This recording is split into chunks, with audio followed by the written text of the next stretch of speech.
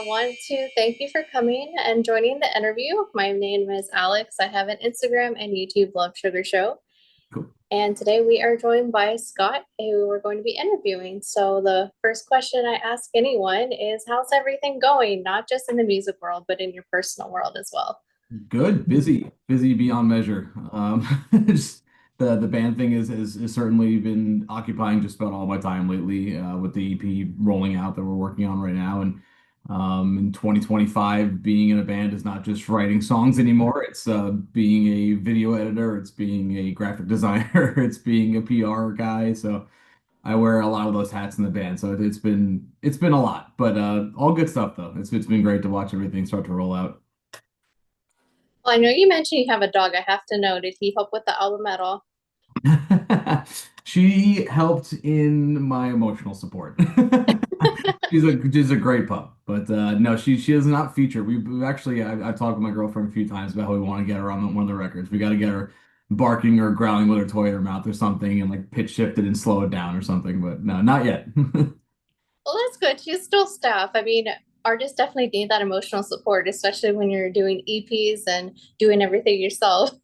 Yeah, it's nice to unwind on the couch with the two of them and just pet a dog. Sometimes I feel like I'm in like a fetal position just from unwinding one from my day and just like kind of on loop, just petting the dog. So it's good. It's necessary.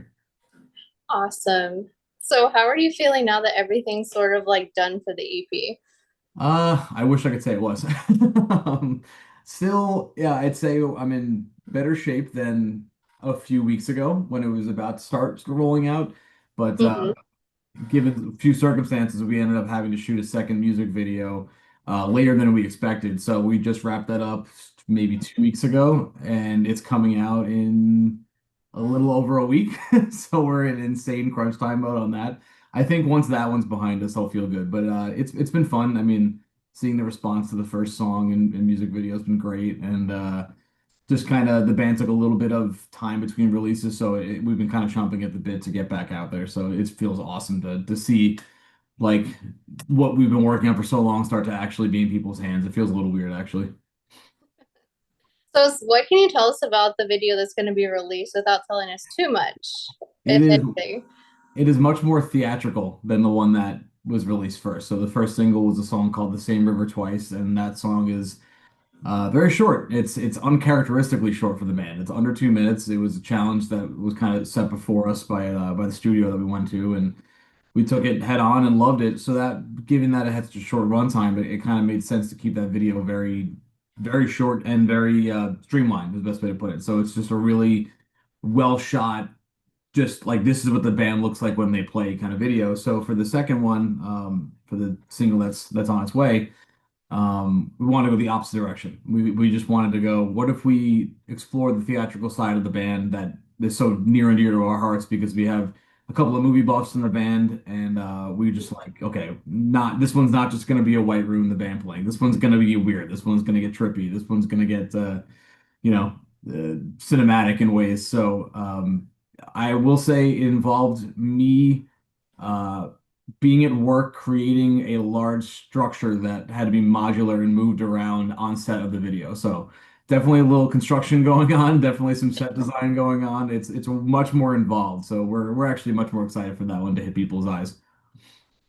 I think we're on the same brainwave because the next question I have for you is the EP has a few songs on it, going from a song that's under 2 minutes, like you mentioned, but then there's also a song that's over 9 minutes. Was this intentional? I would say that almost nothing that we do, the way it ends up, is intentional from the start. Sometimes that we start out with an intent and then it modulates into something else. And the second song, the short one, we actually had come into the studio with the three songs, but the second one was not 2 minutes. It was actually a fully fleshed out, about 5 or so minute song that included more of the, I guess, traditional Cryptodira elements, some clean singing, some more dynamic parts and whatnot. But when we brought it to the producers, they listened to the three demos as we arrived, and they were like, "We love these songs, but there's things about the middle one that are just almost too similar to the first one. I'm going to challenge Mhm. you guys. What if you took the middle section of the song, which was essentially what it sounds like now, and fleshed it out into a 2 minute, as we called it, ass beater, Um, so we were kind of shocked by the idea of cutting, the solid 60, 75% of the song. But we thought about it for a little bit and we said, this would be a cool challenge to just write a really short song that emphasizes the super heavy elements of the band. Hmm. So that was an accident that turned out pretty cool. And then the long song was actually written last and was written quickest, believe it or not, despite being the longest by a lot. Wow. Yeah, that was we knew we wanted a three-song EP. We had the first two done. And then I'd say maybe a month or so before we hit the studio, our guitar player Mike came to me and said, I have what I think could be a cool third song for the EP. So I said, okay. And he showed me two versions. He had a short version and a long version. And I thought, I'm probably gonna pick the short one to keep things streamlined. And I heard the long one, and I was like, that's just so much better. So that was Mhm. what became the framework of the title track Genesis of Error, which is the last song. And then we just fleshed it out from there. It became an equal challenge to the short song. Instead of going, hey, what if we did something super fast and super hard? And we went, what if we exercise some restraint here? What if we build upon a theme? What if we played at a lower tempo? And Hmm. we don't have any songs like Genesis of Era. That is a first for us. I mean, we have long songs, but they all tend to be a little more frantic, a little bit more entropic. And then this one was just like, let's try to focus on a concept here and really build the texture and create a vibe around it. So I did end up really loving the way that the EP sort of felt like it had like a small, medium, large, not in that order, but the first Yeah. being about 5 minutes and then the second one being about under 2 minutes and then the third one being nine. It feels like there's a nice like sort of sample plattering of everything that we do. Yeah, like you said, it's kind of like a little bit of everything, like a short song, a medium song, and then a large song. Yeah. So, what inspired the overall sound of this EP?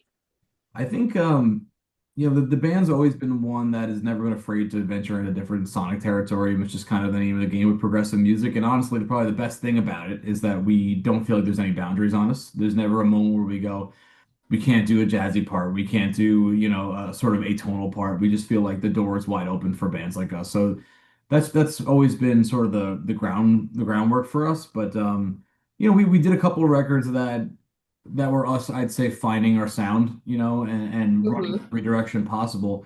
And as we matured and did a lot of touring and stuff like that, it felt like it was time in ways to take that chaos, preserve the sort of creativity that comes with that, but maybe focus it just a little bit. Maybe focus it, Hmm. maybe pick a few themes that we like, and maybe, what does it feel like for us as a band? Do we get bored if we actually hone in on things? And the answer was no. It ended up being the best things we ever wrote, we thought.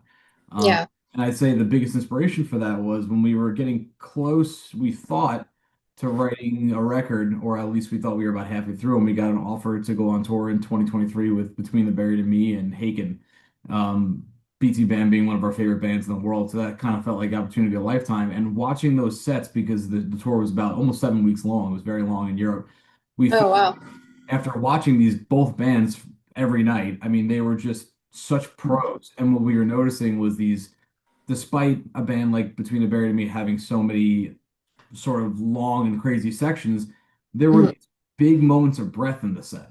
That even despite these 15-minute songs that were like largely chaos, they'd have 3 or 4 minute stretch in it that were just strumming guitar or a big, clean vocal section or something that the audience could truly lock into for a while. And I was like, man, like if a band that's as nuts as they are could do it, well, why can't we do that? We need to focus on breathing a little bit. So when we got home from that tour, we sort of scrapped everything that we had. We had like half a record written, if not more. I mean, a graveyard full of songs, and we just said, you know what?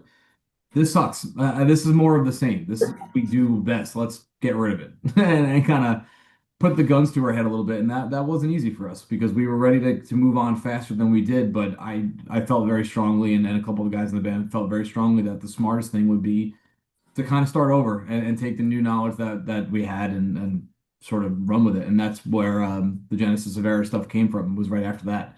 It felt like it was a little more focused. I mean, I think some people Hmm. who heard the band might hear me say this and then hear the record and say, what the hell are you talking about? This is all.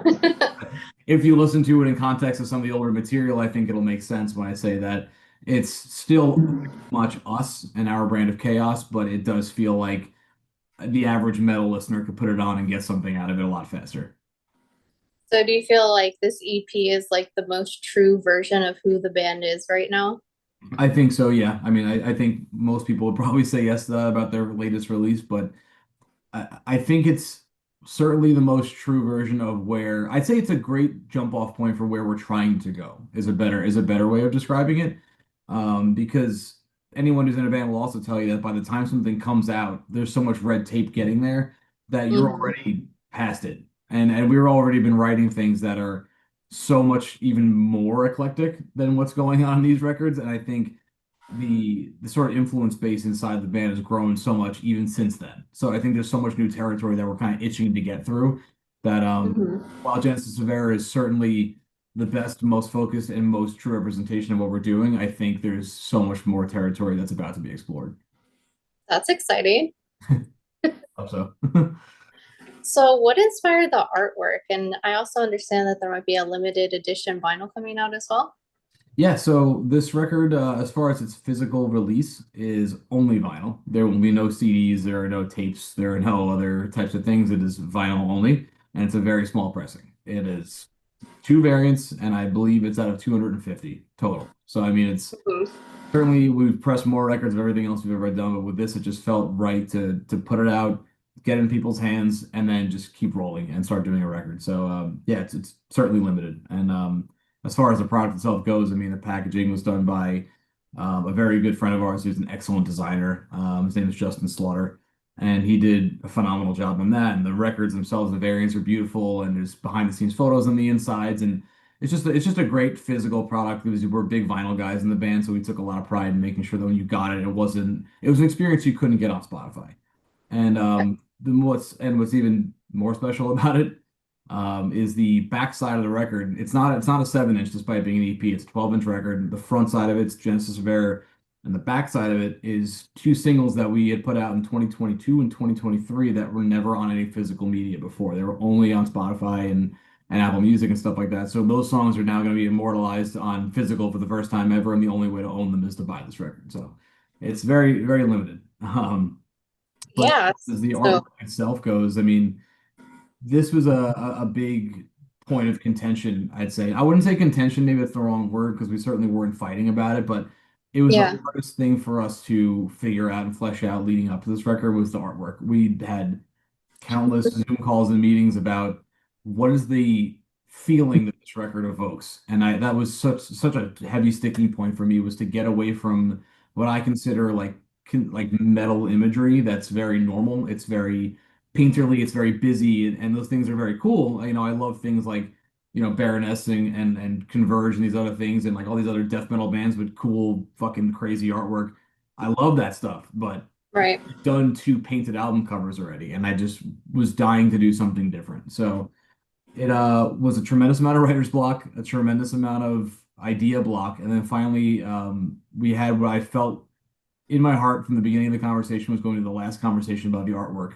And I said, guys, like we need to dial this in. And our drummer Matt is our lyricist and therefore is responsible for a lot of the concepts on the record. So I kind of picked his brain and said, you need to give me images, you need to give me things that we could dial in on. And he mentioned the concept of the blood vessel uh, Hmm. being a sort of duality in the sense that it is something that carries cells, which are, confined units and also can be used to describe things like family units, but also jail cells. And then also it's almost like a river that's flowing, and the river imagery comes through this record constantly in all the lyrics. I mean, one of the songs is called The Same River Twice. So he said, a blood vessel could be a really interesting way to tie these concepts. So I went straight to work and started digging through like science journal stuff and stock image things and like scientific photography and finding extremely zoomed in versions of blood vessels. So believe it or not, what you're looking at is a blood vessel on that record. It's a highly microscopic view of one. And I was like, this is a gross image. Honestly, like the original image was kind of unsettling. It made my stomach turn. I sent it to the guys and they were like, "Oh, okay, yeah, that's it." So it wasn't what you see. It was certainly like just a red image, and so we purchased the licensing for that image, and then I went to work putting a concept together. And I'm not the most amazing graphic designer, but I have enough, in my tool shed to at least put together what I knew I wanted to see. So I Hmm. laying out the image, I started tweaking the colors. I loved the way the blue looked, and I put together a rough layout, and I was like, okay. I'm going away from metal and I'm going toward 90s, I'm going toward industrial, I'm going toward Nine Inch Nails, I'm going toward health, I'm going toward Hmm. these things, and I don't care if it's not metal in quotation marks, so I sent it over to our friend Justin, and he thought the concept was really cool, and he sent me back what you see now. It was one of his three options, and I sent him back. I said, no notes, 100% perfect. Give me that now. That's it. So it Oh, was wow. it was a tough battle to get there, but when we got the product, I was over the moon. I loved it because it just didn't feel like what metal bands were doing, and that was important to me. So do you normally take that much time usually on the artwork, or was it, what about this specific EP that you're like, okay, we have to like really think about this? I think, like I said, I think it was just being tired of what was done. I was afraid of turning out another painting. Which again, I mean, the paintings on our first few records were done by Adam Burke, who's an absolutely phenomenal artist. So that's it's certainly Mhm. not any swipe at the work. It was just me sort of growing this sort of metal fatigue. I mean, after all the touring and looking through all like metal records because there's some of my favorite stuff, I just kind of was like, I'm seeing a lot of the same like a lot of these things were born from the same concept, I felt like. So normally Yeah. we don't usually take that long. Usually Matt or comes up with an image, we would give it to an artist and say, hey, we kind of want it to roughly look like this and let them go. And we usually trust them and that's that. But this one, Hmm. every concept we came up with, we're just like, no, no, that sucks. No, that sucks. No, that sucks. And style view passing around. How about this artist style? No, not that one. How about this artist style? No, not that one. And we just couldn't come to an agreement. And finally, when I brought this image to the table, everybody was like, their eyes lit up and were like, that's it. That's the one. Like, don't think about it anymore. Just book it. So, yeah, sometimes it just doesn't work easy. So I'm sure after everyone listens to this EP, the question has to be, is this a standalone project or is it going to lead into a full release album? It's certainly going to go right into a full-length record. The record's, I'd say, half, if not three-quarters of the way written already. That was the goal actually in doing an EP at all. Originally, we just wanted to Mhm. do a record, but the band had been quiet for a while. And as we were writing through the record, these three songs kind of came together in a way that felt like they fit together, and it felt like a really good way to get our name out back into either while we were working on the rest of the record, and instead of cutting songs and letting them die on the cutting room floor, it's Right. like a good way to let them have their own life while we're going to work. So the band is not taking any time at all to smell the roses. We are right back into the record and keeping the gap short. And I do anticipate that in some ways, aesthetically and audibly will be tied. I think they'll be kind of like brother and sister records, I hope, but we'll see. Yeah. Is there anything you can tell us about that? It's certainly pushing new sonic territory with instruments. We've always been a four-piece band, two guitars, bass, drums, and obviously we've experimented with putting some background layers in music before, like synthesizers and things like that. And the third Mhm. track on this EP, when it's released, everybody will hear there is quite a bit. I mean, there's some strings on it. There's some God, what the hell is it called? The Rhodes piano and plenty of synthesizers and things like that, but we're pushing further in that direction, I'd say.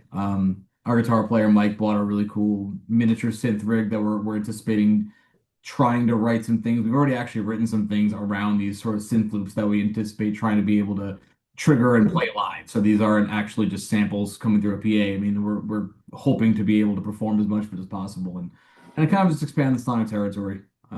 So I would say it's going to be not just guitars, bass, and drums this time. Awesome. So how are you feeling about release date? Are you nervous, excited, just happy to get it over with?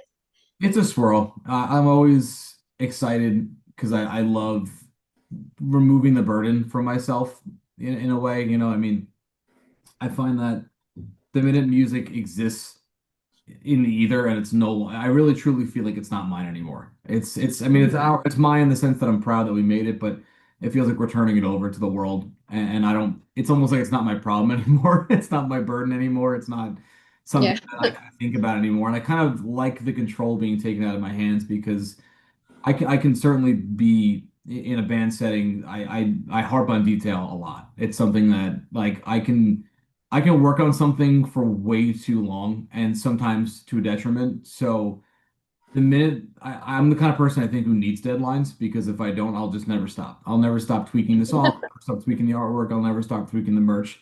I kind of need the gun to my head, so to speak, to say like it's got to be done. So when these things are finally released, I feel like, okay, pressure's off, it's done. I can't fix it anymore. And I Yeah. think the things that I can't change end up being the quirks about the records that I find endearing later on when I listen back to them. So I'd say I'm excited. I'm always nervous. I think anyone who says that they're not worried about, in at least in some way, what people think, I think they're probably lying. I mean, I don't hang my hat on what negative people say. It doesn't bother me, but at the same time, it's less that I'm worried about negativity and more that you certainly want a positive response. I mean, there's nothing worse than putting your time and effort into something and watching it fall flat. So it's never happened to us, but there's always the fear Yeah. in the back of your head as an artist that like, do people care anymore? Do people are people going to love what we're doing? And luckily, I never ran into that. So there's always a little bit of nervousness. There's always a high amount of anticipation, but mostly just excitement. I want it. I want it out there. I want people hearing it. And I want it out of my hands. Yeah. So I want to talk about the title. And for anyone who does not know, the title is Genesis of Error. And Genesis kind of refers to the beginning and error. So what type of error are you reflecting on? So I would definitely like to turn this question over more to our drummer who writes all the lyrics and concepts, but luckily we are a kind of band that is very collaborative, so I can certainly speak on to some degree what he's talking about when he wrote this stuff. But we've always been a band that kind of rejected the I don't know, maybe not rejected is the wrong word, but we never sat in the sphere of fiction when it comes to metal bands like many other metal bands do. We don't write stories about aliens and stuff, and that stuff's awesome. I love that stuff, but Yeah. we've always been a band that wrote about real world things. It's just not something that happens a lot, especially in progressive metal, I'd say, less so than other genres of metal. But we lean into an ethos that is more akin to like a hardcore band or something like that because our drummer is he's a, just, he dedicates his life to changing the world. He's an activist for, I mean, countless causes, constantly organizing marches and all these kinds of things as well, and dedicates truly an Mhm. admirable amount of time to it. So that reflects itself in the work. So No Yeah. Monuments the first song deals with essentially suburbanism, the family unit, the nuclear family, and sort of the detriment of isolation and sort of the suburban society of pushing people away from each other and putting up fences, and what that does to someone's brain, and what that does to somebody developing, and what that does to somebody making them afraid to leave their own house and afraid of the world. Hmm. So there's that, and then the Same River Twice deals very heavily with war and genocide, and unfortunately, what's happening right now in Gaza, and that's it's plainly about that. I mean, I can't sugarcoat it. That's what it's about. I mean, it's Yeah. so yeah, so it's a lot of it's a lot of worldly stuff. So I think I maybe I'm speaking from here, but the Genesis of Error to me always meant that it's essentially peeling back the layers and seeing how this began. How did we end up here? How did we begin this erroneous Hmm. process, this erroneous world that we've built for ourselves, and how do we fix it? Because that's also a big thing about the band has always been not harping just on negativity and being angry about it while that's part of the process is how do we fix it? What's the path forward? It's not anarchism. It's not slamming our fist in the desk and just getting mad. It's going, okay, well, how do we pull people together? How do we organize? How do we create a better society going forward? So that's essentially the Cliff Notes version of it. Yeah, it's pretty awesome. I've seen a lot of metal bands talk about real issues, and I'm like, well, someone needs to. Yeah.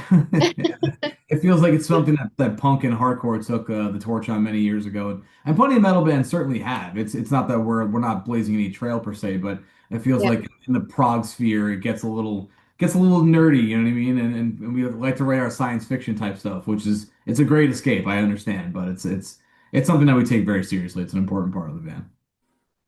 Here's just kind of a question for, I guess, the band as a whole. What's something about the band's current chemistry that fans may be surprised to learn? I think people are shocked sometimes by how long we've known each other. Our Hmm. drummer Matt and I went to first grade together. We're 31 and 32, so we've known each other for 25 years at least Wow. point, and we were literal children together. And when we went to high school, middle school, high school, the whole nine, myself, our drummer Matt, and our guitar player Mike. So all of us have known each other for a very long time. As far as our newest member, Vin Romanelli, who's our new bass player, Vin plays in another amazing band called Moontooth. So he's Mhm. now pulling double duty and playing in both bands. So that's another interesting little tidbit. But we're all from Long Island, so we've been playing shows at Moontooth for, I mean, probably almost a decade at this point. Uh, so when it came time for our most recent bass player to part ways, mutually, amicably, love the guy to death. But it was just Mhm. so we looked around and we said, like, man, we need a new bass player. And our drummer actually lives with our bass player.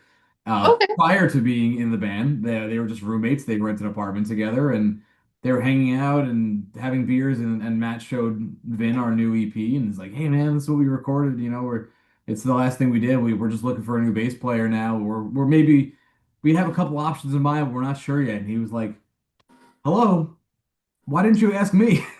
But it was really just because we would never dream of having him because he was in he's still in an amazing band that's busy and just we wouldn't have thought to ask somebody who's so preoccupied already, but he was immediately intrigued by the idea and it came together so naturally, so organically, so quickly that my head was spinning and I never thought he'd be in the band, but he is. So we have three guys that know each other for absolutely forever, and then a new guy who's just not a new guy. He's a friend. He's somebody who's always been here, somebody that we've spent road time with. We've toured with Moontooth. I mean, we've Hmm. hotel rooms together and all the fun stuff. So I mean, there's just there's a very tight bond between the band. We are friends for life. I mean, it's not a it doesn't feel like work. You know, we hang out with each Hmm. other when we're not doing band stuff. I mean, our wives and girlfriends know each other. We all hang out at each other's birthday parties and stuff. I mean, we're a very, very, very tight-knit group. So it's I think what makes the band tick and what keeps us going for so long is it's just still fun. It's just fun. That's always fun for sure. Yeah. So, kind of another fun question. If you had to name this EP after a bar drink, what would it be called? After a bar drink. Yes. Wow. Asking a guy who drinks so much more red wine than Nick's drinks, but I don't know, It's gonna be fancy, right? maybe an Irish car bomb. I don't know. I've heard of that. I don't even know what that tastes like.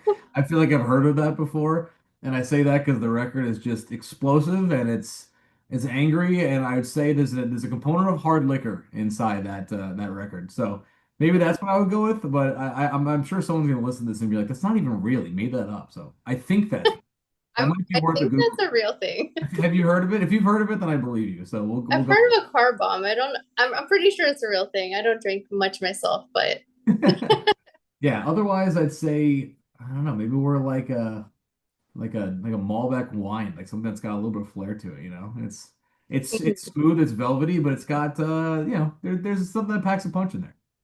yeah, for sure. Well, I just have one last question here for you. Is there anything you'd like to say to, I guess, your bandmates since they're not here, or anything to like your fans, people that have just joined or want to listen to you, or who will see you live at some point?